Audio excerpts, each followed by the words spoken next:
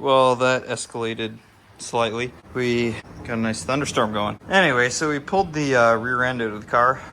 3.7 gear with a locker. So, you know, both wheels, can't really do it right now because their drums are sitting on the ground, but both wheels spin at the same time.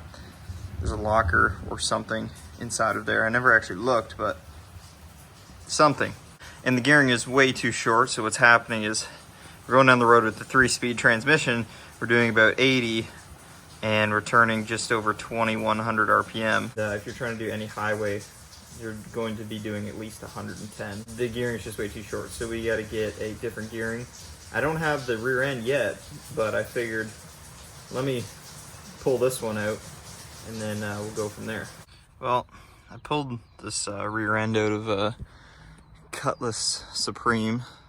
It's at the back of the lot. Obviously there's weeds, and I took out a bunch of weeds and laid this thing down. Like, this thing was rough, like for even Canadian car. Like, this thing's rough. I figured I'd take the brakes off, take the drums off, save at least, I don't know, 20 pounds, 30 pounds off the whole weight. So we got the rear end back to the shop here. As you can see, I took everything out of the truck so that I could do this today, and I actually have to take a bunch of garbage out of here, so empty out the truck. But yeah, so we got the rear end. We have to go ahead, finish stripping the brakes off it. I'm gonna hit it with a wire wheel and knock all this dirt off and shoot it with a coat of paint quick. So I ran down to the store. Where's the boxes? I lost the boxes from, but oh, right there. Got new axle seals, part number. That's what they look like. They're $5 a piece. Replaced these old nasty ones. So we got new axle seals, just sealing up the cover back here. It all looked good in there. It was still full of fluid. But what I do is I put all the silicone on, and then I just go like this. I just snug these down by hand. And then I wait maybe 5 minutes or so, and then I'll come around and torque those all down. But next, you gotta go ahead and all right, so I am, as I kick the old brake lines here, I am friggin' filthy. This has been a brutal day. So we just got the rear end. I used my leftover paint basically and sprayed it black, sprayed some clear over it, sprayed this red, just to show everybody that we mean business.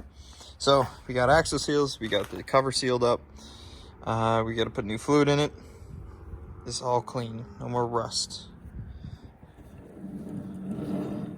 Now we just have to pull the brakes off the old diff and or axle and bolt them onto this one. Alrighty, so I just got the rest of this thing together. We got the brakes in it now. Kind of painted up the drums just a little bit. They're getting a little bit rusty, so this is going to look so much better in the car as well. So it's a 2.4 gear with an open diff versus what we had before, which here's the other axle, which needs an axle seal on this side. So I might sell this, or I'll clean it up and just keep it with the car. I'm not exactly sure yet. This is a 3.4 with locker, so obviously it's got posi track in it, and so yeah, we're upgrading, but technically downgrading. But it's going to look better underneath the car, and it's going to give us a better highway gear, and just overall drivability should be improved.